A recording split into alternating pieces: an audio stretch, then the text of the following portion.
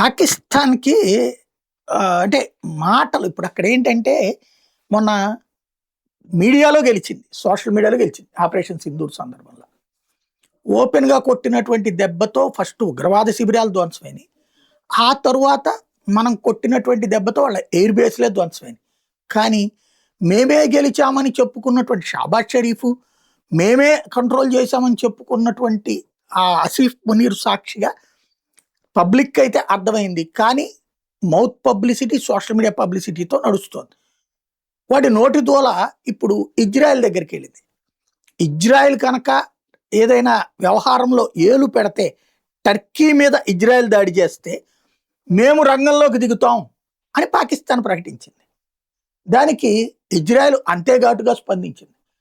అసలు ముందు నీ దేశంలో ఉన్నటువంటి పీఓజేకే గొడవలు, తెహ్రీక్ తాలిబాన్ పాకిస్తాన్ గొడవలు, అదే సందర్భంలో బెలూచిస్తాన్ గొడవలు వాటిని చూసుకోరా, వాటిని కంట్రోల్ చేసుకుని నువ్వు మా మీద కొద్దు కానీ మేమంటూ రంగంలోకి దిగిన రోజున నీకు మిగిలేదేమీ లేదు బూడి తప్ప అని తేల్చి చెప్పాడు ఇజ్రాయెల్ ప్రధానమంత్రి నెతన్యాహు.